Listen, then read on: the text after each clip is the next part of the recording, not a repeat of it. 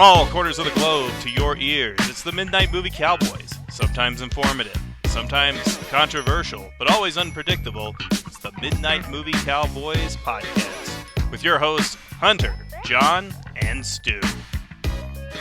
And now, on with the show.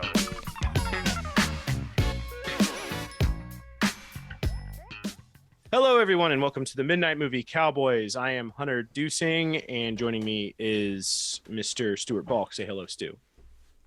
Hello, Stu with the flu. Thank God for these things. The flu stew. I feel like crap. The stew with the woo flu. No. And then in Colorado is Mr. John Grace. Say hello, John. Hello, everybody. And down in the middle of Hurricane, what is it? Hurricane Ike or something? Ian. Hurricane Ian. Ian's always a jerk. Hurricane Rob, as you put it. Garo Nigoghossian is joining us once again. Hi, Garo. Yes, not even the hurricane can stop this episode. Not even the hurricane could stop this episode. Rob Zombie himself conjured it up. Yeah. Monster? Sorry, my dog's being a you know what. All right. So this is the long-awaited Munsters episode. We've finally seen the movie we've been probably the most hotly anticipated film of the year. Rob Zombies The Munsters. Is this the most anticipated Rob Zombie film we've covered? Oh yeah. More than 31 and Lord of Salem. We've brought it up like every episode since it was announced. Yeah, true. Like, I mean, it's almost, like Garo, when I posted I was about to watch it, Garo said, "Are you ready to live in a post Rob Zombie world?" And I said, "I don't think I am." I mean, this has been such a huge part of my life for, the past year or so. That I'm, I was like, I'm kind of anxious to hit play. I kind of just want it to remain this idea that. And you bought it on Blu-ray, right? Own it. Oh. All new movie. Guess what, olds? You should never have put that screenshot up of the menu, you fool. Oh, I did that on purpose. I know you did. Stir in the pot. I knew. Like, there were so many comments. Wait, you bought it? And I'd love for the elderly. This is an all new movie right here. For you elderly people, for you olds that go to the video store. So okay, guys, I had an experience the other day. I was at a movie trading company, Stu. Mm-hmm. And I was in the classic movie aisle. And there was this little old lady. And she reaches towards the shelf. And she pulls off. This actually like touched me. Like, I'm not kidding. Like, I wanted to like hug her and cry. She pulled off an Andy Hardy movie starring Mickey Rooney. And she pulls out her phone and calls her husband and is like, "I have an Andy Hardy film here. Do you have this one? It's Andy Hardy," whatever. I can't remember the movie. And okay. And she's there with her daughter, and she goes, "He's already got this one." And I just wanted to go, you precious. I was like, "This lady loves shopping for Andy Hardy." And then What's Hunter it gonna bought do her Rob Zombie? It's gonna do Rob Zombie. Well, no. Then Hunter bought her a copy of the Blu-ray of this Munsters. is the audience. And like, I'm sure your husband doesn't have this one. Because this is the audience. That's the audience. The all new movie sticker is for. And that couple now are heading for divorce. Have you seen the Munsters? It should say on the sticker, "Not Mockingbird Lane." Thank God. Just as a warning. Yeah. No, that one, like, I had people like sniffing around asking me where'd you find that? I want to watch that. Do you know what's Same funny? here. Is it was put back on the torrent sites recently, like Yeah. in every single format, which the I was just 17th. perplexed by. The 17th and it hit. Yeah, and I'm just like, did that episode, did that like make people like be like, oh, people want to see this again? Because if we were responsible, I just want to say we're fucking sorry. You know, I don't want people to I'm gonna say it is still the worst Munsters iteration that there is. Rob Zombie. We'll get to that. We'll get to that. And I'm not talking about Mockingbird Lane either. Oh. No, I'm not. I said Right. Mockingbird Lane. Yeah. That doesn't exist. I mean, seriously, that doesn't exist. It is truly made for nobody. Like Munsters fans. Oh no, please, Garo, don't say it. I haven't got time to edit this thing. I really don't have time to edit this thing at all. It's made for pedos. It truly is. It is a pedo fantasy. You're not joking. Yeah. You're not joking. Every NAMBLA member is responsible for any 10 it has on IMDb. Yeah, any good reviews are coming from highly suspicious individuals. For that film. They have pen names like Boy Lover 13. You know, Like Sorry, Kevin Spacey actually has a copy of it on DVD. In his house. Please, can we he's move got on? several. He has them in the guest room. Please move all right. on. Please move on. All right. So Rob Zombies The Munsters. We've seen it. Yeah. Okay. Let's let our guest go first. Garo is here. Sorry, I keep reaching for my dog. He's being funny. Garo, what did you think of The Munsters? Okay, I think it's Rob Zombie's best movie, and I didn't like it, but I think it's his best movie. Excuse me. I thought for most of the running time, you know how that porno Munsters movie is called This Ain't the Munsters? I thought that should have been the title for this movie for most of the running time. Because Munsters. Because I was like, I thought Rob Zombie actually understood the Munsters, and it's obviously he didn't. In fact, this movie's probably most like his version of Halloween, because it's like whatever the fuck he wants to do for most of the movie, and then at the end you get kind of like what the movie should have been. I agree. That's true. Yeah. That's true. The final act is the best part of the film. Part of the movie, yeah. It's when it actually starts to like actually become the Munsters. And like I also felt like some of the characters weren't really characters. Like Garo Garcia, like he's written to be whatever the scene needs him to be. Like he starts out being stupid, and then it's like, okay, you're not stupid anymore. You're just like a Hollywood guy, manager, and stuff like that. Yeah, and he dresses just like Elvis, you know. Yeah, and there's no consistency to the character whatsoever.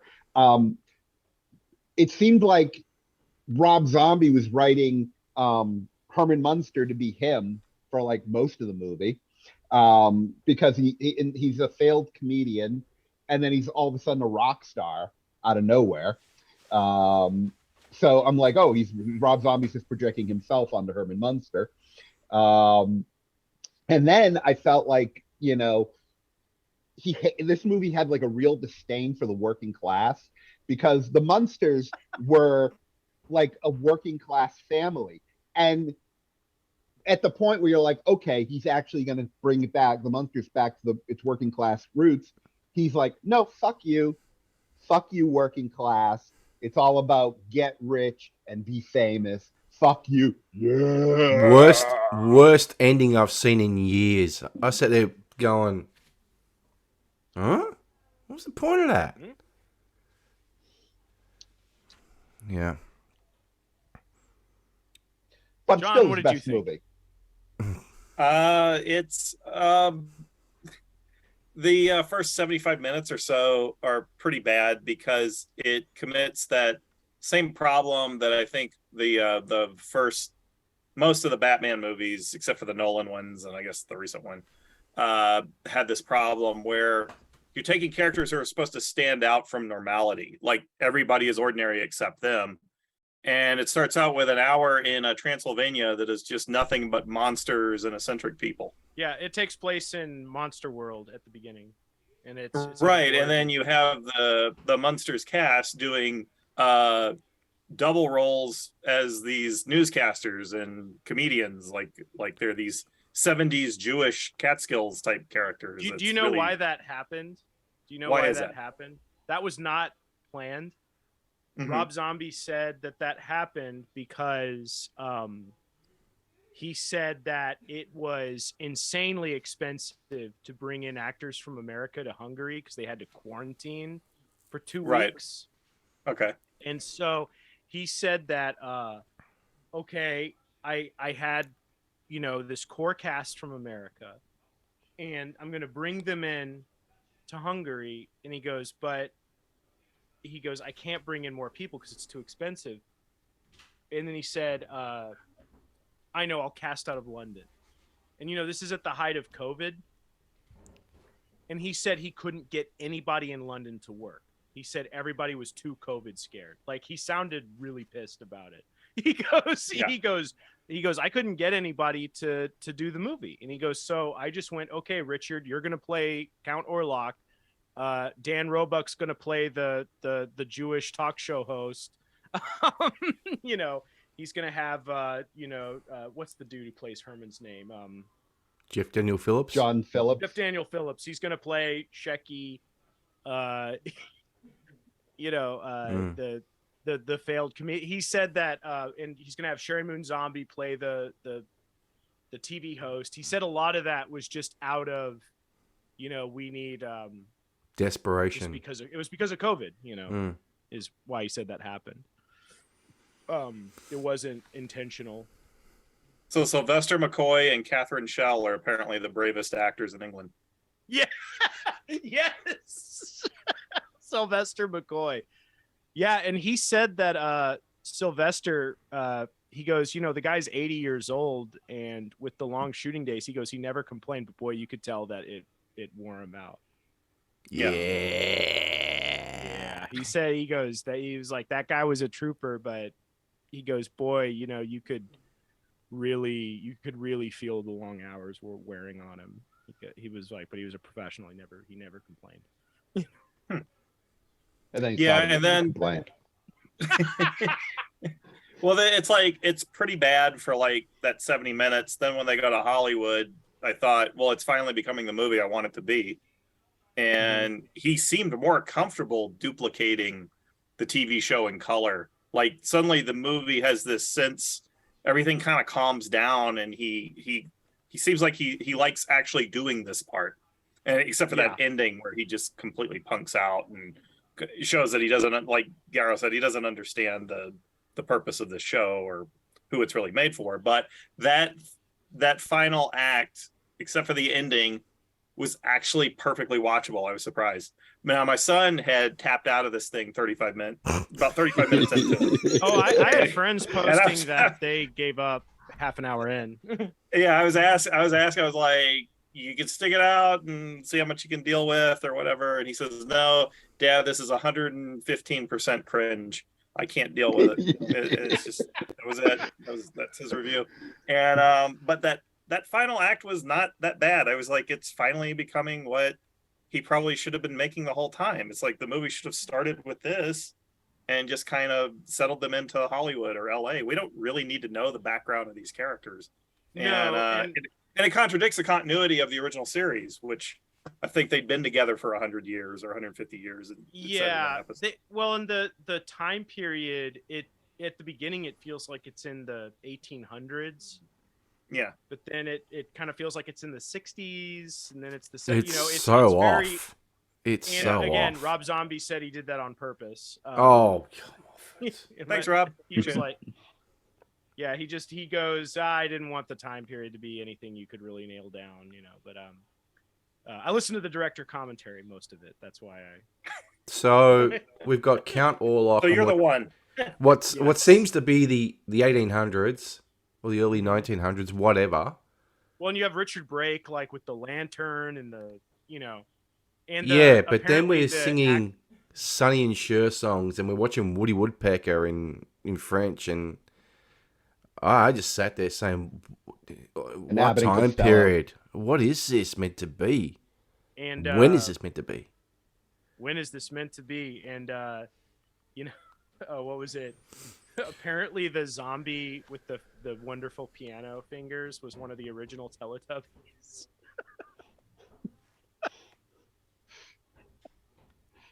That they wanted to take his fingers because he's got great phalanges. But yeah, John, you said this is 110%. Your son said that. Yeah, 115%. I gotta say, I really appreciated how the movie was just pure corniness. The show isn't really like that. Okay, the No. show actually has gags that are funny, that are planned out. This has a little bit, but it is a lot of cornball stuff. But I kind of liked how it committed to it, and it wasn't like it was a comedy that wasn't it was just what it was. It wasn't subversive. It didn't have any it didn't have anything Funny. No, it did. I disagree. It had some moments. it does have funny stuff in it. It has stuff that's like cringe, but it's almost like so cringe it's fun. Like, I don't know. It just was it wasn't I kind of appreciated that about it. Did you note the jokes he made towards Bryan Singer? Wait, what? No. Two jokes. No. They're not. No. They're not. There's one where he makes a reference to a lord who's obviously a pedophile, and then he says it mentions something about his pool boy. Oh wow. I What? didn't remember that. Yeah, No. What scene is that? It's John saw the rough cut. Sylvester McCoy. I think it's Igor talking to Grandpa. It's before they leave but it's a sort of hidden joke. They talk about a Oh lord yeah, who's- yeah. I who kind of likes- remember now. Yeah, it's kind of Yeah. it's not screaming at you. He just kind of, it's probably the Yeah, I one totally subversive missed joke in the that. whole thing. Yeah, I it was totally the one missed subversive that. joke. Yeah, that's like the only one I caught. But you know, I think what was annoying me so much was Sherry Moon Zombie, the way she was every time she delivered a line, she was holding her hands. I guess she was trying to do a Yvonne DiCarlo impression, but she was overdoing it, and her line reading was totally guided by holding her hands like this and speaking like this, and it was really like, wow, What am I? you got to Yeah, bring she your had- own thing into it, you know. Yeah, she She wasn't good in it. She was like the weakest link because she was just an affectation. What do they call it? Advantageous. Yeah, like she has like this accent that's like doesn't sound foreign, and Yvonne DiCarlo never had that. She was because Yvonne DiCarlo was kind of loving and warm, and I guess Sherry Moon Zombie doesn't have those qualities, so she had to come up with like this, thing that she did, and that was her whole acting, was the kind of Yeah, she's kind of thing. like John said about Sid Caesar. She's kind of doing shtick a little bit. Yeah. The one thing as well that she had like a mid-Atlantic accent, and and she's doing the hands constantly. She probably doesn't know what to. Jimmy Norton always complained that when he did acting roles, he didn't know what to do with his hands. That was the tough part of acting. Well, that's something that when you take acting classes, acting teachers will beat you up over your hands. Like they'll go. I remember doing I remember in high school, in my acting class when I do a monologue, I walked out, I put my hands in my pockets, and the teacher would go, handcuffs. And I'd go, wait, what? You're handcuffing yourself. You don't know what to do with your hands, so you're sticking them in your pockets. Don't do that. And I went, okay. Put them behind my back. And he goes, you're doing it Sure again. thing. You're doing handcuff. And I went, oh wow, okay. Like the hands really are a difficult part of acting. Like it is something that you're thinking about saying your lines, you're thinking about talking. and the hands are like, okay, this is something I don't want to be thinking about. So you put them somewhere where you won't have to think about them. So I don't know. I've done 2 movies, and I never once thought about my hands. you're Never. yeah, and that's because you're very natural. Yeah. You know, like I've never thought about it. Yeah, this a is lot the of first time I've people. heard of this. Yeah, no, you're very natural with it. That's why you haven't struggled with it, because you probably would have watched your performance and gone, "What the hell am I doing with my hands?" But a lot of it's a very common problem with amateur actors. Like when they start out, they're doing stuff with their hands to try to not think about it, because you get self-conscious, you know. I've never once thought of my hands. That's because you're brilliant, Garo. You're just a Thank genius. You're an auteur. Thank you. You're an auteur filmmaker. And while I was editing the movie, I'm never going, God damn that motherfucker. What are you doing with your hands? Never once. Look at it with his hands, you know. Yeah. Now I want to go back and I want to rewatch my movie. Actually, what I'm doing. last night, helping myself. Last night, I watched about the first 15 minutes of Dangerous People. Uh-huh. I popped it on. Just thought, I'm just going to pop it on. And there's one cut in there, Garo, I've got to take umbrage with you. Mm-hmm. And it's when you and Zeus are both walking into the bar at the very start, after the opening credits. And you bump into the girl. Mm-hmm. It seemed like it was too quick by the time you hit her with your shoulder into her, that she turned around to flip you off. Can I tell you that scene is two different shoots. And not only that, I was editing around. Vince shaved off his mustache for another role. Mm-hmm. So I was editing around no one seeing that he didn't have his mustache. So that scene has a lot of problems that I was trying to edit all together. Okay. So yeah, if you caught like a problem there, you know what? It's not going to detract from my enjoyment. It's just I thought, wow, that's really quick. By the time you'd even touched her, she's already gotten into a rage and said, you know, fuck you, and flipped you off. So yeah, and the whole reason I had to edit that so meticulously and it had to be like that was because if I probably let it go a little faster, you would have saw Vince had no mustache. Okay. And that's what it came down to. All right. That explains that. And you know, Garo, I was thinking one reason that you might not encounter that problem as much on film is that film is very precise, where you're doing shots where you do what's needed in the shot, whereas in theater you're on stage for a long time. you have to. Well, one of the things that I do on my movies is I do like long takes, and we do like a little bit of improvisation stuff like that. Mm-hmm. So a take can go on for like, 5 minutes and stuff. Oh, nice. So I mean, some of the stuff is very like, okay, we'll get your take, then we'll change and do yours. But yeah, it's not as precise. I don't work precise. I'm a little bit messy. So yeah, because I think you can get more fun. Work it out on the set. Yeah, I think it could be more fun if you let it be messy. But sometimes there's time constraints and you have to do things like very rigidly. But I try not to put myself in those situations and try to schedule stuff so I have more time with a scene and such. Yeah, and that's one of those things digital allows for. But with the Munsters, there's an hour-long making of documentary on this bad boy. Yeah. Oh yeah. Are there deleted scenes?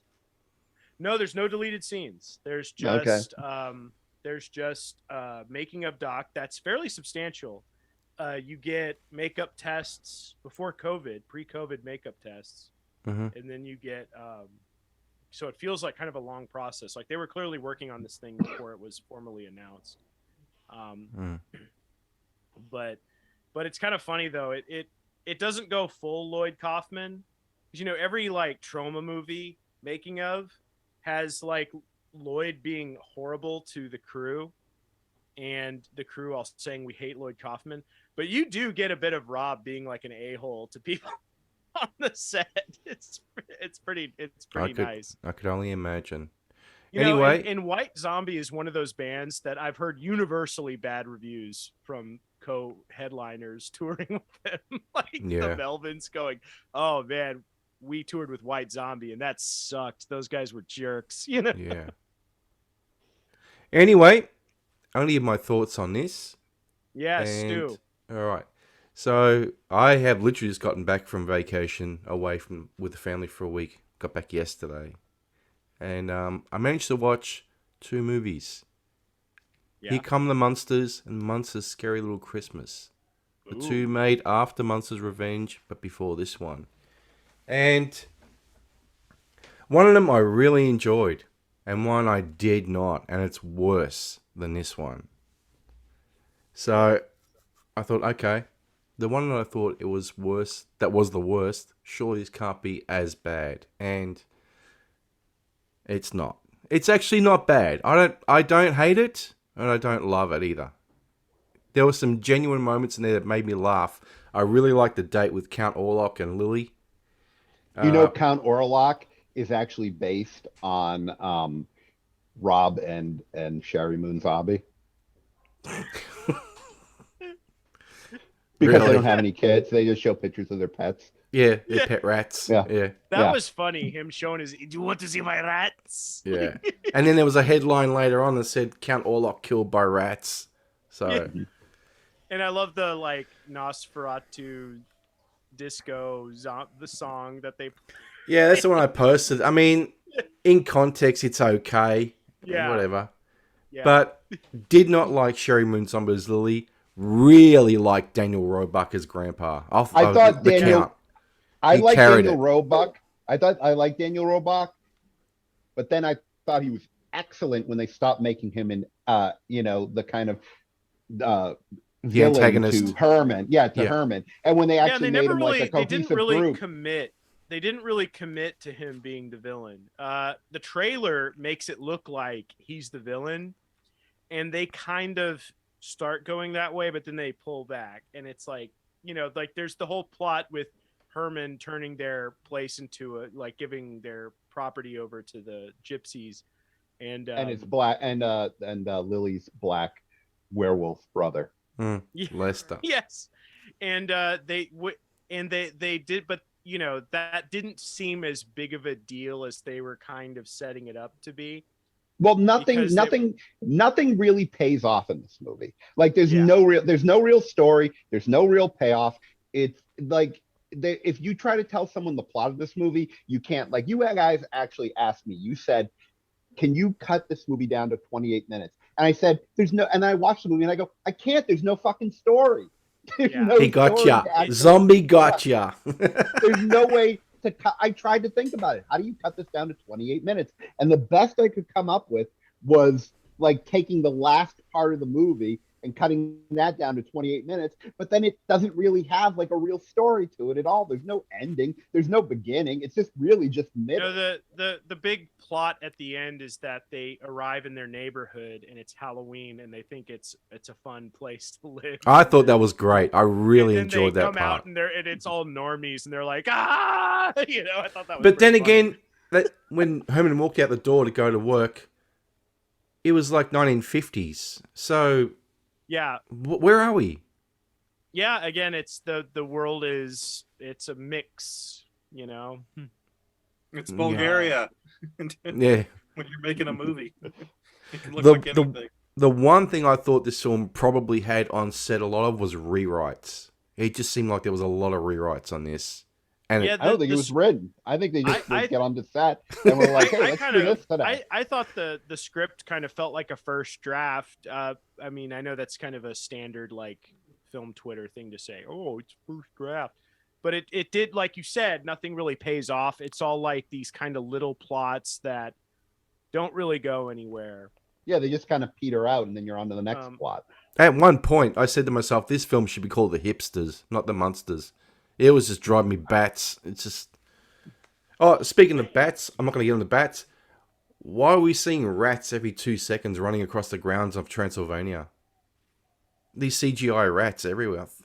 Who cares? It's just odd. Like a couple of things I really wanted to point out was The colors in this film were way too bright. It was too stark. I didn't mind it. I remember No. watching the trailer and thinking, oh, this movie kind of looks cheap, but and it does kind of have that shot in Eastern Europe feel. No, yeah. But, I actually but I liked the colors. I liked the way it looked. I mean, Too I know harsh. I know Rob Zombie wanted to do it in black and white, but I did not. I had a very good time looking at this movie. I actually felt it looked, out of all of his movies, this one looked most like his music videos. Yes. Yeah. Absolutely. Yes. And I was going back because I was talking about German expressionism in my film class, and I was going back and watching some of his videos and kind of looking at, and I was going, this feels more like that, where he's kind of throwing, you know how Rob Zombie is with his music. What's the title of this song, Rob? Teenage Werewolf Disco Vampire Neon Glow. Whores of 2000. What's this one called, Rob? This one's called Sick Bubblegum Invaders from Mars on the Forbidden Planet. Mm-hmm. Sounds good. And so you have a lot of that kind of just blasted neon, like monster kid crap all over the place. Like Rob in many ways, he's kind of like patient zero for the Gen X kidult. Would you say that's accurate, John? Yeah, I mean, he's throwing his video shelf at you, basically. Yeah, With every like title. like in the making of, one of my favorite parts of the making of was watching what Rob was wearing on set every day, because it's like, okay, today he's got the jean jacket, and there's Jonathan Frid's face on the back, and here's some like patches of this, that, and the other thing. Oh, today he's got like a giant picture of Herman, of Fred Gwynn going on his back. Yeah. Like, he has all these outfits that are just like he took a cannon of crap he likes and just blasts it onto denim.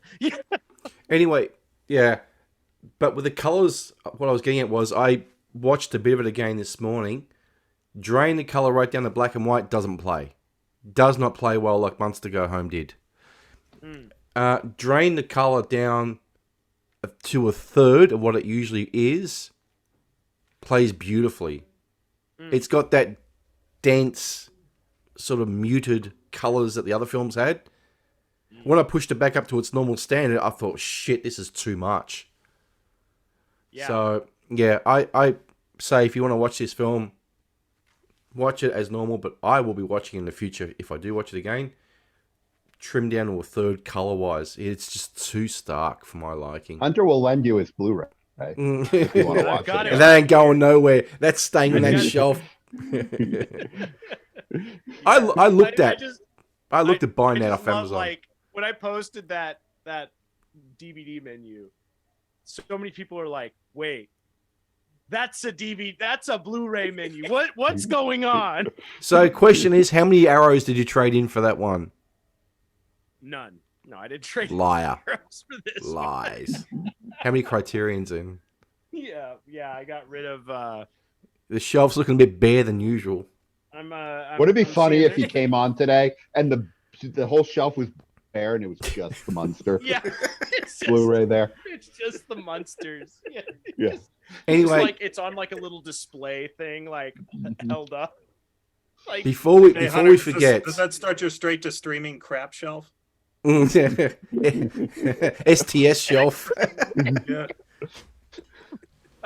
Yeah. we've got Andrew Dominic's Blonde up there, Oh my god, my boy was watching that last night. right next to JFK. You know, so my Kennedy shelf. Anyway, have you guys seen all the like stuff on the internet? Like, people are so they're so incensed over Blonde. who cares? It's really funny. Just made by a dimwit here in Melbourne, or from Melbourne, I should say.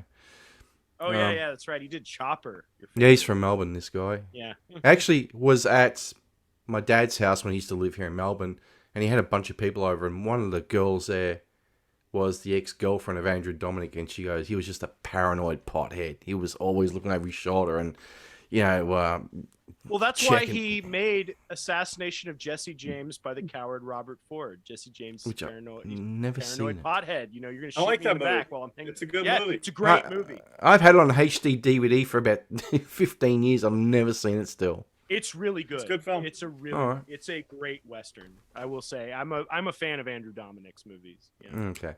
Anyway, Killing Them Softly was pretty good too. Oh, I haven't seen that. Anyway, Garo. I've got a problem with Garo. Wait. Okay. You. I was away on vacation, as I said, and I'm in the gym at the resort that I'm at, on the treadmill. I got my phone there, just on the cradle there in front of me, and a notification pops up, and it's the end credits of the Munsters. And motherfucker, I nearly fell off that. I had to literally stop it because I was laughing that hard. Tell them what it was. It was listed all the vegan caterers on the movie. Yes! Saw that in the credits. I thought I nearly messaged Garo saying, "Did you rework this in Photoshop or something?" Nope. Oh gosh, yeah, I saw that on the credits. I was like, vegan catering. Okay, why can't we just have caterers? What does it matter if they're like he's forcing caterers? Everyone else? Because I didn't see a listing for any other caterers, so they're forcing everyone who works in the movie to eat vegan. I mean, that's horrible, horrible. Oh, and you know all those based Hungarians are pissed. Yeah, you know. Yeah, they just want a steak or a burger, or beef goulash. I wonder Sylvester McCoy was tired at the end of the show. They probably because he wasn't allowed any meats. Yeah, as I said, meat boys. Man, as I said, you guys, I did that for nearly 2 years. And that thing nearly fucking killed me. Never again. Never again. Don't do it. Anyway, yeah. Any other pros we got with this one? What did you guys think of Jeff Daniel Phillips? I thought he was fine. He's no Fred Gwynn, obviously, but one thing I liked about him, more so I liked about Dan Roebuck, is that they do just a little bit of the original character, but they don't try to do just an impression. And Jeff Daniel Phillips, I thought he had the look. I thought he did well with the makeup. I thought he was pretty good. I didn't think he's no Fred Gwynn, obviously. It was too soy. It's too soy. It was. You look at Herman Munster in the TV show with Fred Gwynn. He's a leader. He is the patriarchy of his family. He is the leader of that family. This guy's got no leadership qualities at all. He's useless. Right. Yeah, I mean the whole Herman Munster character is heavily rewritten in this movie. Yeah, I mean he's not the same Herman that we get in the show. The one who's the closest to any of them is Roebuck in the last half hour. That he's pretty much like dead on like grandpa. Yeah. He was great. Yeah. Really he's impressed the best with him. grandpa since Al. It was like, although I haven't seen that Here Come the Munsters, whatever that first Fox movie was, but here I thought Roebuck was great in the last half hour. How like was some lines you could close your eyes and think it was Al Lewis. That's how. Yep. And he wasn't doing an impression. He was just getting that style down. There was something. He got his manner of speaking, like his sort of speech pattern. His cadence. He wasn't going, "All right, fellas." Yeah. Here's what I think. Like he wasn't doing straight Al Lewis. That was the one in Munsters Scary Little Christmas was atrocious. Absolutely atrocious. One of the guys who was sniffing around for Mockingbird Lane was telling me he enjoyed Here Come the Munsters. Thought it was pretty good. I actually watched half of it. I actually watched half of it before, because then I got sidetracked by her hurricane stuff, and I thought it was okay. It had Christina Taylor before she got ruined by Ben Stiller as Marilyn, and I'll tell you, Edward Herman, a really good Herman Munster. I agree. He was really great. good. Yeah, that's really good. Yeah. But I only got to see half the movie. The Thanks, Ian. yeah, but Here Come the Munsters is actually a lot of fun. I enjoyed it. It's a dumb plot with the whole the Munsters go from Transylvania to America to help out with the Mr. Hyde character. No, what was he? Jekyll, wasn't it? No, the Jekyll was a politician, yeah? I only got Yeah, like something like that. 30 minutes. Yeah, of the yeah. movie. Jekyll was a politician. Hyde was the one who I went to see, the family member. But that one was a lot of fun. It's not going to win Oscars or nothing, but it was still fun. Munsters Scary Little Christmas is the worst of the lot. It's worse than this one. It is Worse so than freaking... Mockingbird Lane. That I don't count that, Garo. It just that seriously, simply that thing's been eviscerated from my memory. It doesn't exist. To me, the Munsters is Lily Herman as their look, not name only. So, but this one wasn't that bad. It was a hot mess though. It was just all over the shop, and I really believe it needed 15 minutes cut out of it. It was about 15 too long. The whole "I got you, babe" sequence just made me want to slash my fucking screen with a fucking knife. It was that bad. It was. I thought, what are you doing? This shit here is deleted scene stuff, or it's stuff to pop in the trailer, but you're not going to put it in the movie. Rob Zombie was going, oh, Sherry and Daniel sang that song, and he goes, and I had no idea my wife could sing. And Amy was in the other room, and she goes, "You had no idea your wife could sing?" She was like incensed by this, like being a singer. She was like disgust. She was like, "How do you not know that?" Getting back to what Garo said, I think a week or two back, you said about Sherry Moon Zombie being the oldest Lily. She's not, actually. The woman in Here Come the Munsters, I have forgotten her name. Was it Anne Magnuson? No, she's in Munsters Scary Little Christmas. It's the woman who was Veronica Hamill. Veronica Hamill, yeah. She used to be in Hill Street Blues. Yeah. She was 52 when she did Here Come the Munsters, the same age as Sherry Moon, who was 52. Mm-hmm. She just looked better than Sherry Moon Zombie. That's all. Yeah. I've seen clips. She looked pretty good at the role, or she looked like she had it down. Yeah. Well, they say 150 is the new 100. Yes. Speaking of people who've not aged, holy hell, Cassandra Peterson looks like shit. Yeah. And I didn't hate her in this movie, but I'm not a fan of her at all. She's one of those she's one of those like patient zero of a horror community creation that just offers nothing. She's just kind of a ripoff of past stuff, and she's adored by. She's one of these people that there's this performative adoration of, kind of like Betty White or Dolly Parton. Yeah. She's literally Fenella Fielding from Carry On Screaming with tits. That is it. Yeah, like she just has this following that's just very like, oh, I just love it. Not anymore. And so I saw she was in this movie, and I was like, I didn't hate her in the film, and she's buried under makeup for the whole time, but yeah, that's she's not a person that I have any good feelings towards. When I saw her on screen, I said, "Oh, Pat Priest. Oh, cool. Oh, it's not her. It's Cassandra Peterson. Shit, boy, she don't look good." Oh, isn't she like 80 now? No, 70. Like 72 or 73. She's something like that. I was at a convention in Massachusetts like 3 years ago, and she was like one of the main guests there. And like she lathers on that makeup because she was as Elvira for one day, I think. She lathers on that makeup to the point where it's like, probably like that deep, like a 1-inch thing of just makeup. wear a mask, right? Wear an Elvira mask.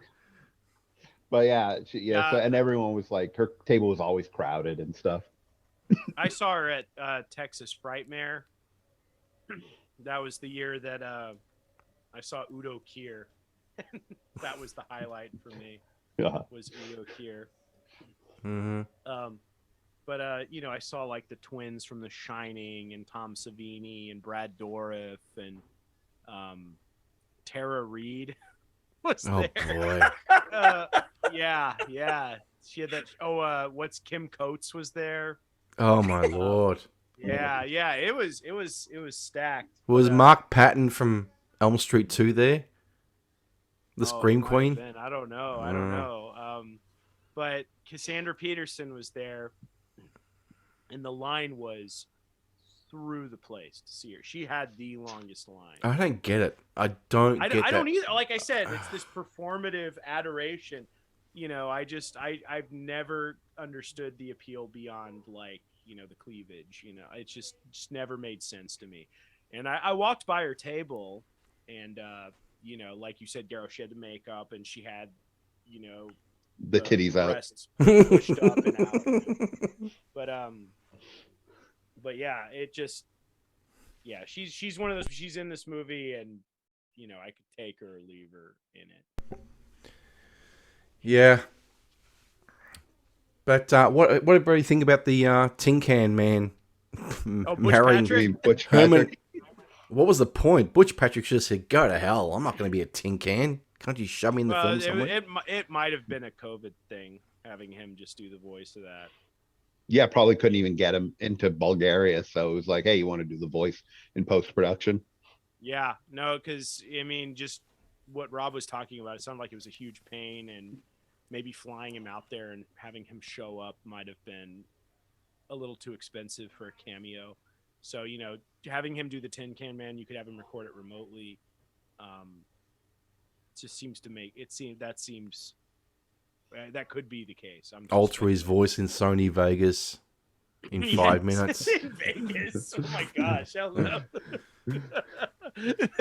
This movie's in dire straits if we're editing it in Vegas. And shot on an iPhone. Oh man. It's just No, I think they shot it on the Arri Alexa, I think that was what they shot it on. They shot it on a Sorry, PXL 2000.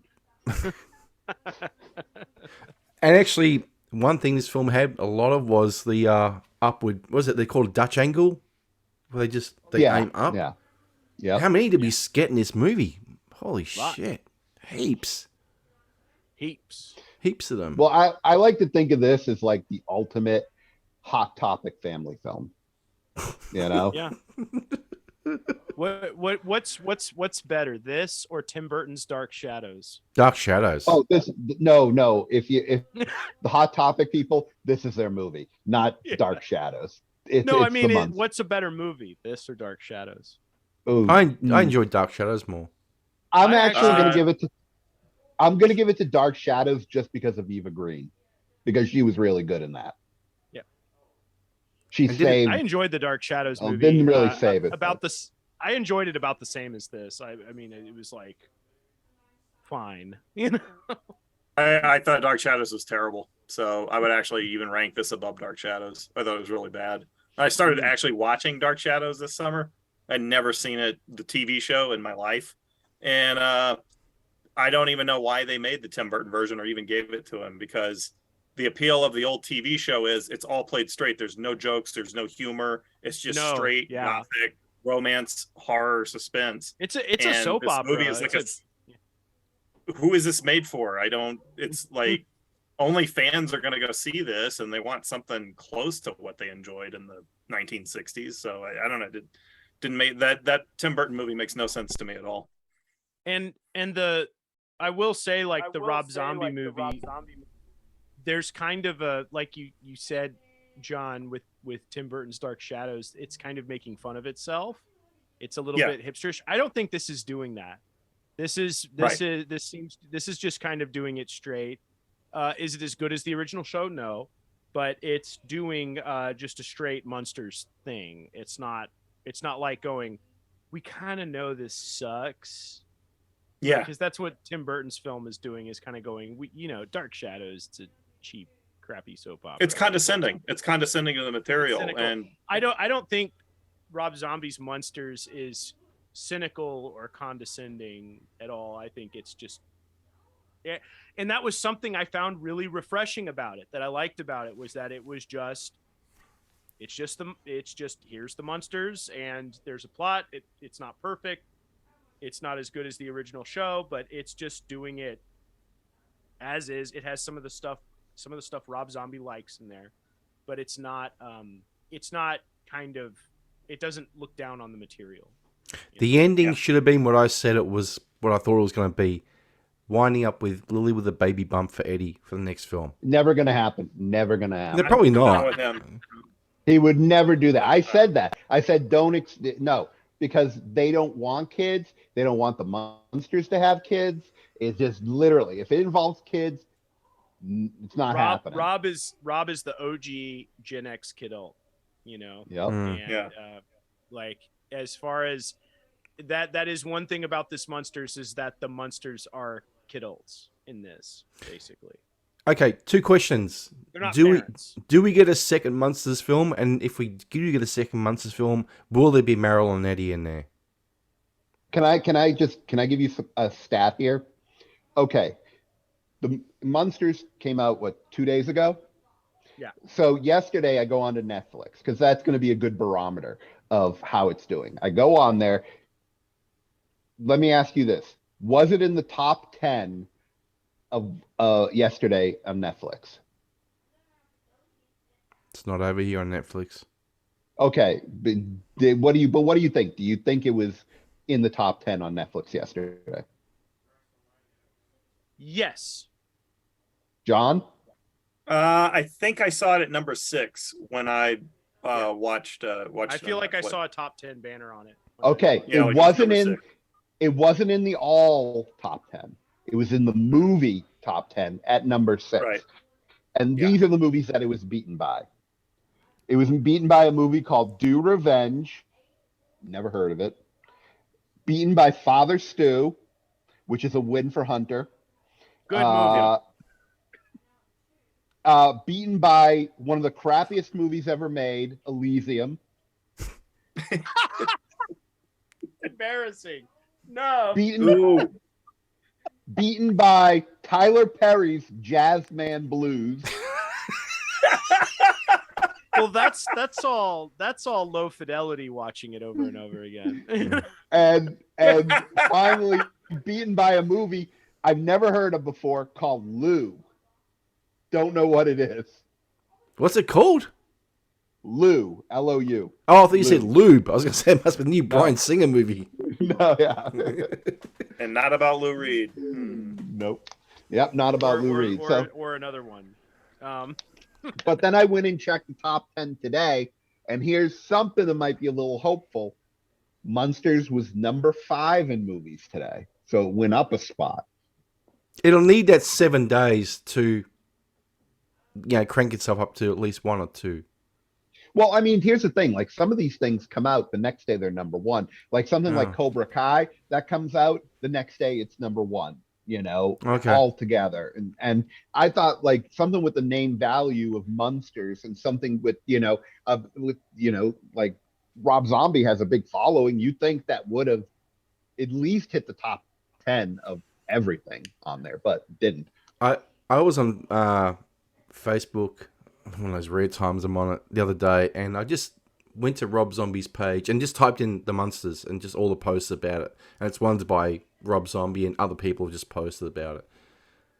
The only person giving the film praise was Rob Zombie. Even in the comments, everyone was just trashing the crap out of it. Posts that other people have made were vicious. Didn't get 20 minutes in, had to switch his shit off. The best one was, where the fuck did Rob Zombie get the outfits from Etsy? I mean, just, it was pretty vicious. So, well, I think he should be made to just do Munsters movies for the rest of his life. I really think his next one will be another Munsters film. I think so. I mean, it's... Yeah, a lot of people are trashing it, but a lot of people are watching it and talking about it, and I think that... But the thing is now, Hunter, we're now established in America in the film. We've got the house, we're established, Herman's got the job at gave him a Doesn't good have the big graves. job. Remember, they're rich at the end of the. I know that's what throws a spanner in the works. What are they going to do with the money? The Munsters are always a working class family. Herman was out, earning for the family. Then they had the house. Rob Zombie doesn't identify with the working class. No, he doesn't identify with family. He doesn't identify with all of that. Yeah. He is going to remake the Munsters his own, and it's going to be pretty much the Munsters as rich people. And I don't know how that works. I don't know how that's funny. The only thing I can think of that may happen is the check that Lester gives him at the end bounces, and it was a fake all along. That would be funny. That would be the way to start it off, and then so they're all, oh, we've got all this money, we're rich. And Herman's moving coffins and for the funeral home and everything. Yeah, so that would be the best way to start it off. If he starts off them actually with the money, he's just fucked it right from the start. Because where do you go from there? Yeah, I don't know. I don't know where you go and you have an entertaining movie from that. But if he does another Munsters film, he needs to put Meryl and Eddie in there. As much as Gary, you say he won't do it. Universal, whoever the company that has this, should be saying, you can do it. Here's 5 million. Here's 7 or 8 million. Fuck off. Meryl and Eddie must be in it. That's not up for negotiation. Yeah, and throughout the film, not at the end. Yeah, he better do it. I mean, yeah, I don't know. And fucking Rob Zombie goes, "Oh, it's a prequel. Everybody wanted it. Nobody wanted a prequel, man. Nobody wanted it. You wanted it. Nobody else. Why is he speaking for everybody else? And we wanted a prequel. When has anybody ever said or seen, even in an article or an opinion piece, there should be a Munsters prequel ever? Well, and I would say that my pitch for a Munsters movie in 2022 would be Munsters in Chicago. Munsters, like contrasting with just the absolute dumpster fire that is the modern world. I think that would be a funny take on it. But Rob wants to put other stuff in it. He wants to do. I got the perfect Munsters movie. This is it. This is a movie that's a huge hit. This is the one where you actually get real actors playing, the roles instead of Rob Zombie's friends. The Munsters are they're from another country. They come in to Texas, okay? They get flown to Florida, then flown to Martha's Vineyard, and it's the Munsters in Martha's Vineyard. What do you think? I think it's the perfect Munsters movie. Pretty good. It's pretty good. Yeah. Mm-hmm. I would greenlight that film. Yeah. Yep. I think it's the perfect Munsters movie right there. Mm-hmm. Quite perfect. And the werewolf gives them the check, and they buy a house in Martha's Vineyard. At the last next to Obama. Right next to Obama. And they're stuck with a former presidential candidate, not named. Yeah. All sorts of comic potential there. Yep. Yeah. Best Munsters movie you could make right now. Mm-hmm. But Rob Zombie needs to get another writer on board. Not going to happen. I understand that.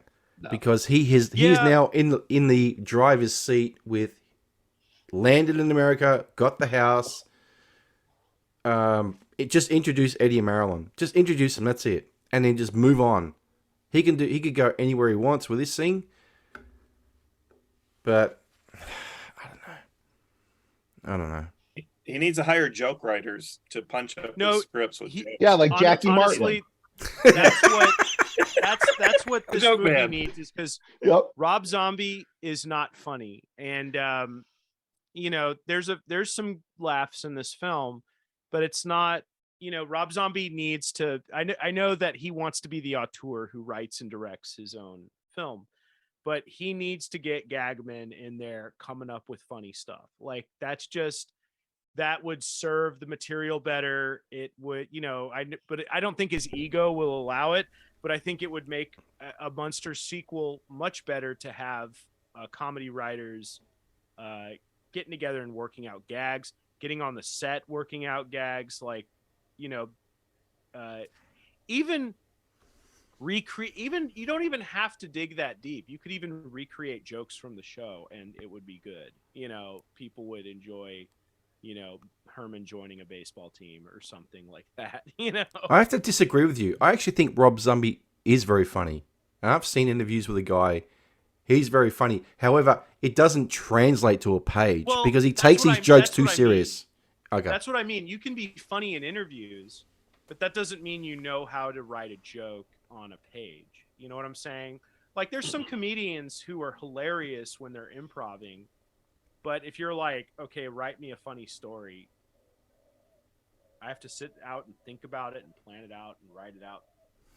That's a whole different game, you know. Because Zombie knows Munsters lore. He's not stupid. He knows the Munsters. Yeah, oh yeah, and it's all over this movie. You know, there's all kinds of little stuff from the show. You've got the Gill Man from the creature from the Black Lagoon, who was Uncle actually Gill Albert.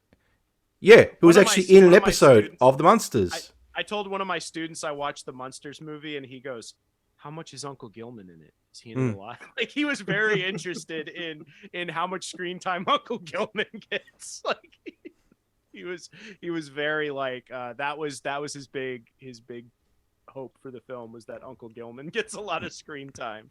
Yeah, it was really funny. Garo, I need to ask you. You saw the Munsters and Clerks 3 in the same day, right? Yes. Which one was worse? Two filmmakers who people will hate watch, no matter what. I think we need to do an episode on Clerks 3. We have been requested to do Clerks 3. Nez said, "Please, can you guys do an episode on Clerks 3?" I said, "I'll ask." 3 because I'll hate watch. Kevin Smith is on that list of filmmakers. Because I'm not going to answer. I'm not going to answer that question because I want to leave a little bit of suspense. Okay. Although if you follow me on Facebook, you'll already know. But I'm gonna say I really think we need to do Clerks 3. It is all right. There's a lot to mine from that. Okay. Yeah. No, like I saw someone on Twitter say Rob Zombie, Kevin Smith, and someone else are filmmakers. People actively hate and will watch everything they put out. Judd Full Apatow. well, they will hate it. No, not Judd Apatow. No, not Judd Apatow. I will not watch Judd Apatow films. I haven't seen a Judd Apatow movie since I stupidly went to go see that Amy Schumer movie he directed, which is probably one of the worst comedies I've ever seen. I haven't seen it. I remember the one where I was like, I am never watching another thing this guy does. This is 40. I mean, and then he has that new movie that he produced comes out Friday. Yeah.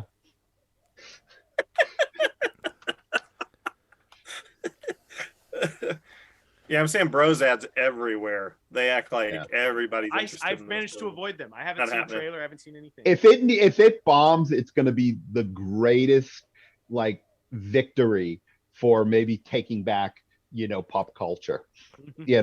That's the way I look at it. If it makes less than $10 million, I think we need to start going out and parading on Monday, just being like, we win, mother effers.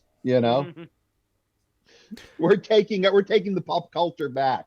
Has the Munsters made its money back, you think, already? Oh, I think Netflix probably what they paid for it is whatever it cost is what they paid for it. Okay. I think it's broken even at the very least. Yeah. Okay. Yeah. So I think it all depends on how well it does on Netflix. If it gets watched a lot, then I think Netflix will be like, hey, we'll give you more money for a sequel. And then there'll be another Munsters sequel. And I already figured out what Munsters Month when the sequel comes out can be. Listen to this. First week, 2 episodes of regular Munsters, 2 episodes of Munsters Today, and there was a Munsters animated special. I've seen it, yeah. Yep, that hasn't come out. We can do that. Week 2, Here Come the Munsters. Week 3, Munsters Scary Little Christmas. Week 4, Rob Zombies Munsters 2. Oh boy. Then if he does a third one, we're fucked. We're gonna have to. We're just gonna go back and episode coverage, retrospectives. Yeah. Yeah. Oh man. What did you guys think of Rob Zombie ripping off Young Frankenstein for Herman's creation? Oh yeah, that was definitely didn't bother me. Yeah, didn't bother you. He'll claim it was Son of Frankenstein because that's what Young Frankenstein was spoofing. So he had free license to lift from it because he was making it for Universal. He did name drop that some gags were lifted from Young Frankenstein. There was something an actor did, and he goes, "Oh, that was a little nod to Young Frankenstein," you know. Mm-hmm. So he wasn't shy about Young Frankenstein on the. And he had a Basil Rathbone reference, in one scene on a headstone, or I forget, but there was a reference to Basil Rathbone, who starred in Son of Frankenstein. Yeah. One thing that bothered me a lot was Jeff Daniel Phillips' laugh as Herman. Yeah, I mean, it was... Didn't bother me. The one thing I didn't like he did was whenever he talked, sometimes he'd go like up really high while saying something like, "Hey, you just when you doing this," you know, and, and I thought I didn't like that. Too much soy. Yeah, too much soy, definitely. Soyman Munster. You know? Yeah. But I mean, what do you expect? All they have to eat is vegan shit on the set. So. Exactly. So yeah, this is an environmental problem on the set. It affected his performance. All the tofu. Yep. Yeah. All the soy. Not good. It's not good. And we can go into that further on the. We can go further on that on the Clerks 3 episode. Looks like the estrogen didn't help Sherry Moon much because, no, boy, she was the ironing board of all ironing boards in this one. Not a shapely lily. Very olive oil-ish. Yeah. And another thing that bothered me as well that she did a lot was Hermie Baby. You have to understand this. That was only ever uttered by Yvonne De Carlo when Herman was in trouble, when he was going to do something that was going to endanger him, and she was in fear for Herman. She was saying it all over the place, this film. Hermie Baby. Hermie Baby. It was just annoying. I don't know if it's a head cold I got that was pissing me off as well. Bother me. It bothered me. All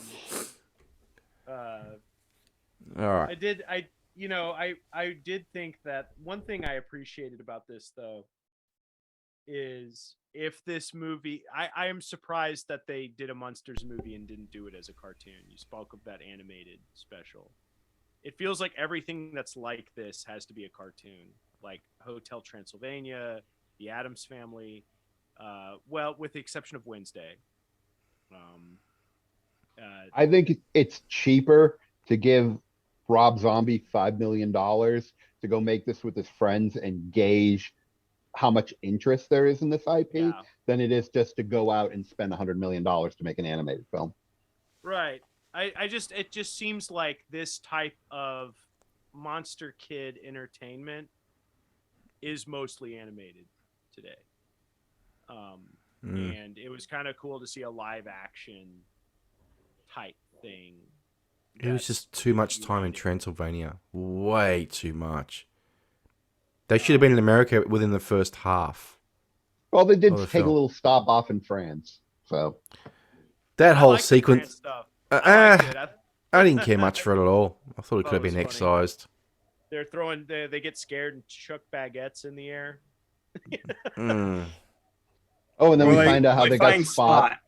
Yeah. Okay, they find Spot. I did like that Spot was a puppet and not a CGI. That was cool. Yeah.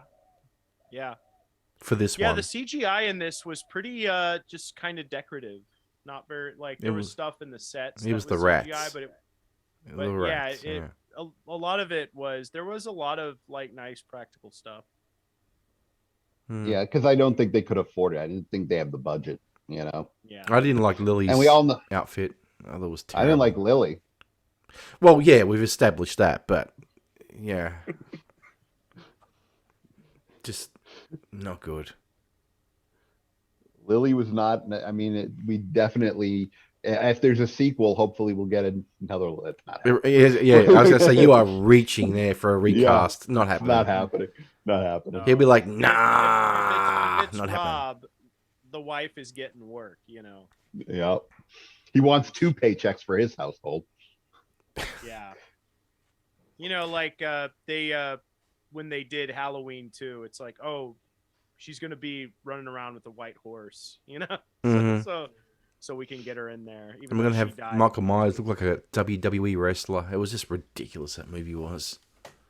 I liked his Halloween too. That's the only other Rob Zombie movie. Well, I remember liking things about House of a Thousand Corpses. I haven't seen it since college, but It's fun. I like it. I thought his Halloween 2 it had a kind of an original take, I thought, which was kind of a critique of true crime a little bit.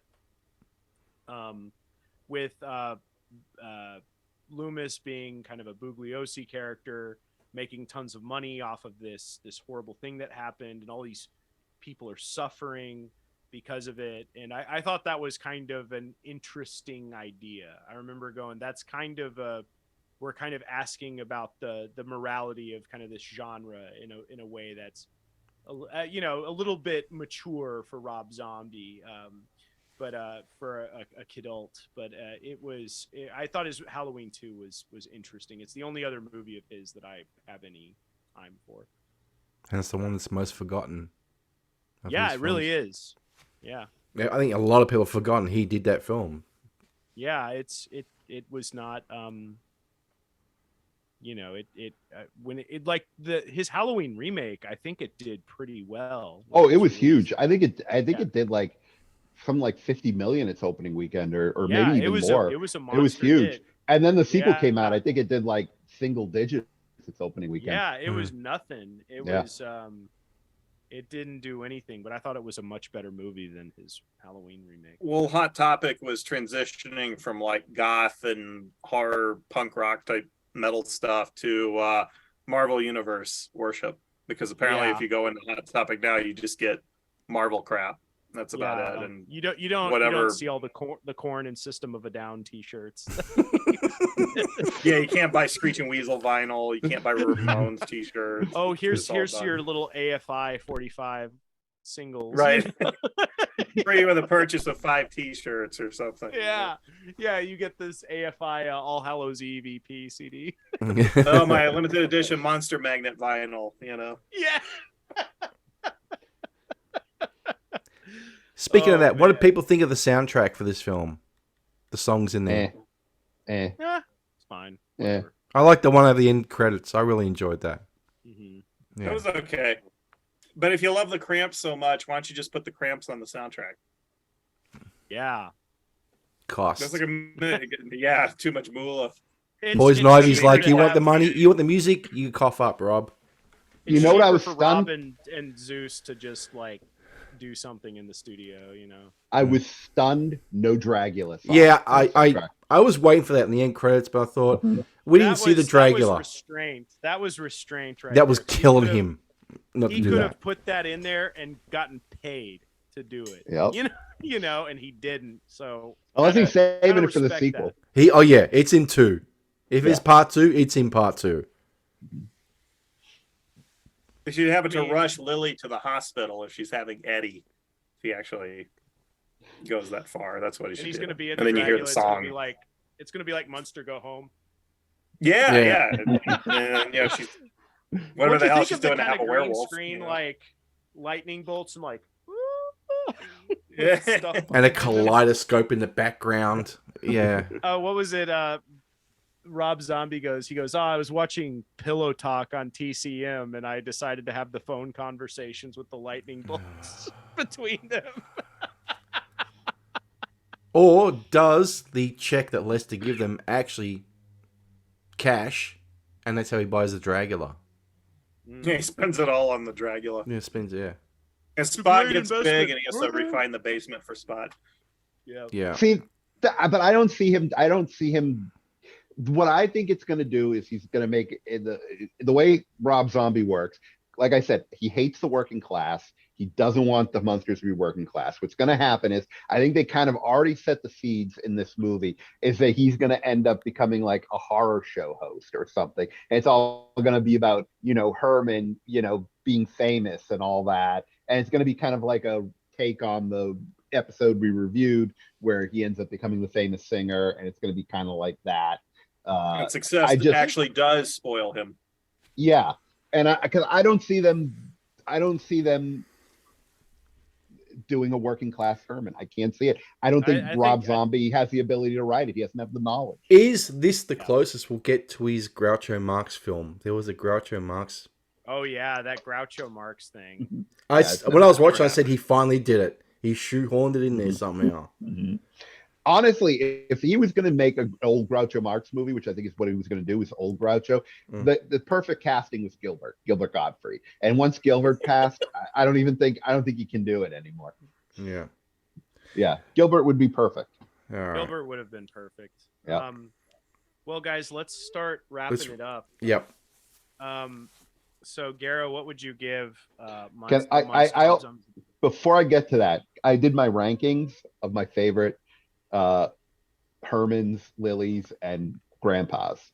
So I would like to go through.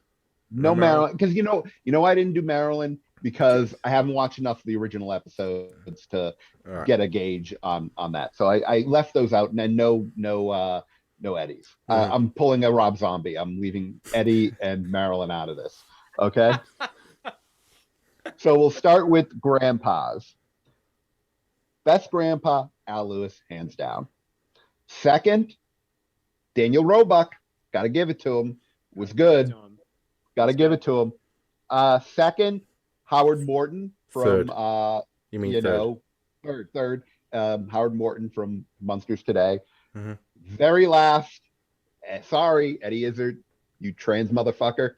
You're last. Doesn't count.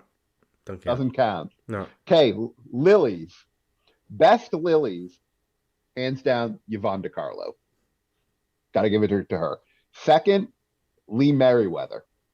Yes. From Munsters Today. Yes. Third, definitely agree. Here's the third.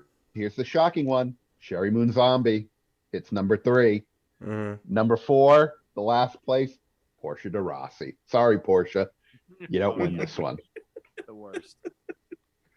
Now we get to the last one. Fred for Herman's. Number 1, of course, the GOAT, Fred Gwynn. You don't even have to think about it.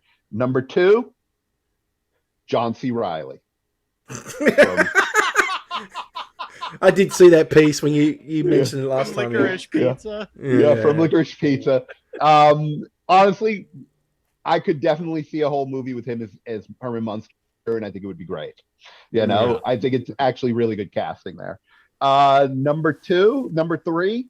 Now, if I had finished watching Here Come the Munsters, I probably would give Edward Herman. Yep. Yeah, number 3. But I'm not, because I didn't finish it. But he probably would not be number 3. But number 3 here, Jeff Daniel Phillips. He gets the number 3. Okay. Number 4. He's better than the guy in Munsters Today. Number 4, Jerry O'Connell. Oh, you're laying the boots. You want to know why? I didn't want to know why, because he wasn't annoying. John Schuck, last place. Yeah. Fucking annoying. I agree. Oh, he's bad. He's terrible. He's a bad Herman. Yeah, John Schuck, just terrible. Awful. I don't know. I haven't seen Munsters Scary Little Christmas. I haven't watched any of it, so I don't know. He's not good. He's not good. I don't know who. He's not good. Okay, no. So it's the dude from the Tracy Ullman show. Sam McMurray. His name is. He's not John Schuck bad, but he ain't great. Okay. Yeah. So those are my rankings of Herman's, Lilies, and Grandpas, and that is canon now. So those are actually the list everyone's going by now. So now my rating for the movie, I give it 3.5.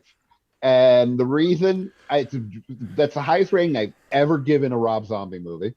And most of it is because of how I enjoyed the last half hour of it until he fucked it up with that terrible ending. It was pretty cringy for most of it. That's 3.5 out of 10. Out of 5. 5 out of 10. That's out of 5. No. Oh, it's out of 5? I thought we go to 10. No, you're doing it 3.5. We do. I was making sure. Yeah, 3.5 out of 10. And like I said, it's not as bad as his other films. If you put a gun to my head and say you have to rewatch one Rob Zombie movie now, or I'm gonna fucking kill you, it's gonna be Rob Zombie's Munsters. That's the Rob Zombie movie I'm rewatching. Hands down. Yep, it's not as bad as his other films. If he just makes Munsters movies from now on, it's not going to be as awful doing these as if he goes and makes 31-2 or Lords of Salem 2. 32. Then that would be like the worst thing in the world. They're for me. not Like, happening. Don't worry, they're not Yeah. happening. No. Yeah. So if he just makes Munsters, like mediocre Munster movies from now on, I can handle it. I won't want to kill myself. So yeah, 3.5. Fun fact about Munsters Scary Little Christmas and Here Come the Munsters, executive producer John Landis on both of them. Oh yeah, I saw that during the credits. Dear. No, but no one was killed on the No. making of those movies. No, Yeah. It was a miracle. only Mary John, Warrenoff's what would you- career. What would you give the Munsters? 3. 3. Highest I've ever given a Rob Zombie movie. That just might Stu, what did you think? Okay. Before I give my rating, I'm going to really quickly just rate the Marilyns. That's it. Because Garo and I are pretty much on par with the other three. So, and that's not including Mockingbird Lane don't exist. Okay. Least favorite Marilyn is going to be the one from Munsters Go Home. Pat Priest. Munster Pat Go Home. Priest. Sorry, Debbie Watson's. Yeah. Debbie Watson. Yeah. So Munster Go Home, Debbie Watson. Number 2, or yeah, the one next after that, the next worst one will be Pat Priest. Don't care much for her. Who's in this one? Yeah. Yeah. Who's in the TV show. The one next after that will be Christine Taylor from Here Come the Munsters. Nice. Before, as Garo said, she got ruined by Stiller. Next one after that is going to be Beverly Owen from the TV show. Next one after that, in second spot, is going to be Joe McDonnell from Munsters Revenge. And the best one, because not the way she acted as Marilyn, but the absolutely stinking fucking hottest Marilyn of the lot, is Elaine Hendricks from Munsters Scary Little Christmas. Holy You're missing one. Fuck. You've missed one. Who? Munsters Today, Marilyn. Oh, okay. My apologies. Yeah, Hilary Van Dyke. All right, I'll stick her. Oh no, I will stick her, but I'll put her. I'll put her. Hilary Van Dyke, Joe McDonnell, Elaine Hendricks at the top. Yeah, Okay. I knew I missed one. Yeah, All right. she didn't age well though, and I'm gonna rate it 5. I actually enjoyed it. 5. Yeah, 5. Yeah. I know I'm breaking kayfabe here by. But no. I'm gonna giving rate it. I'm giving it a 6. I enjoyed it. I legitimately had fun watching it. I would watch it again. So will I do. for sure. I do not regret my purchase.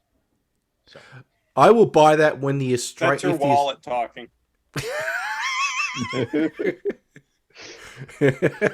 I will buy that if it is released in Australia, and then becomes part of the 2 for $20 deal at JB Hi-Fi with the 20% off. So it brings down to $8. Then I'll get it. so yeah, I will never buy it. Oh God. Garo, we now live in a post-Munsters world. So I know. I mean, No. it's like it's Different. I can't even look at the world the same way anymore. You know, I can't either. This is cinema's brave been new world changed we're at. forever. yeah.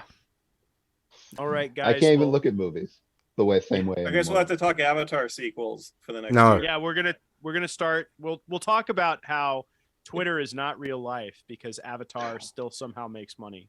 Yeah. Oh, guys, I got good news. I got a guest for next week, a much sought after guest. I got Mel Gibson. Oh, Did Gonna you? come on the show next week. Nice. Yeah, he requested we do a movie. All right. Yep. Oh my gosh. I don't know what the hell he's talking about, but by the look on their faces, I don't want to even investigate what the hell it is. Yeah. Yeah. All righty. All right, let's wrap it up. All right. I'm gonna go ahead and say adios. Yeah, peace out. And now, it's time for Rue Britannia with your foreign correspondent, the Nez.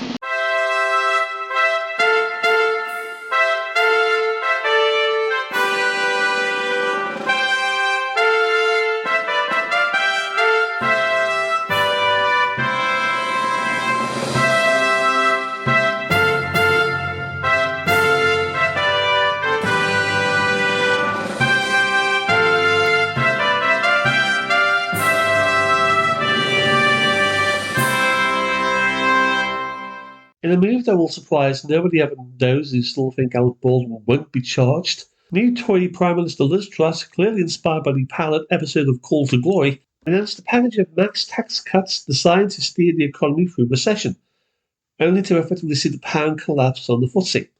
Indeed, to the point of recording, sterling has effectively plunged to an all-time low to 1.03% against the dollar, thus prompting fears that the Bank of England will bring an emergency interest rate hike to stem further inflation.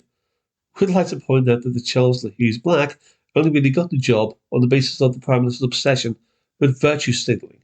Meanwhile, at the Labour Party autumnal conference, Keir Starmer ordered the national anthem on the first day to be played, only for the national anthem to be booed by the left of the party. That said, Labour's response to the economic crisis is to effectively scrap the cuts altogether and mass borrow. This akin to every single Labour government since 1945. With Labour, the magic monetary long died of Dutch elm disease. Sport, and with the World Cup over a month away, the Workstar GT England squad are plunged into crisis yet again, with their longest losing streak since 2014, losing 5 games without scoring. Defeats against Italy and Germany sent the press pack on a manhunt for manager Garo Southgate's rainbow flag-waving charm. Southgate, who failed at club management before being appointed to the job, since he was basically just so cheap he constituted good value for money, led the Football Association's Workstar GT drive for 5 years, and indeed somewhat hypocritically so. Now that the back pages have finally turned, he's very much seen as fair game, not least being a supporter of LGBT whilst taking his squad to Sharia Qatar for the World Cup. Indeed, his defence and the media questioning merely effectively consist of repeated gaslighting. Journalists are still unsure if he'll still basically be sacked before the tournament begins, but my guess is he'll basically blame his sacking on institutional racism. A yawn. Boredom, and the continuing ongoing row in the London media concerning daytime TV presenters Philip Schofield and Holly Willoughby jumping the queue at the vigil for the Queen's casket took a very nasty turn this week when, having denied they ever jumped the line, it now transpires that they pushed a wheelchair disabled person waiting in line ahead of them. The ultra-bland, utterly anodyne pair consequently not only saw their denials collapse, they altered their careers. Suicide may be painless indeed, although career suicide in daytime TV is especially so the case. Personally, I haven't seen people on television that plastic and anodyne since I last saw the Nexus 6 replicants from Blade Runner. Further notes in passing, the new season of Strictly Come Dancing for BBC One got underway last week, with a 3 feet tall female dwarf contestant paired up with a dance partner 5 feet 9.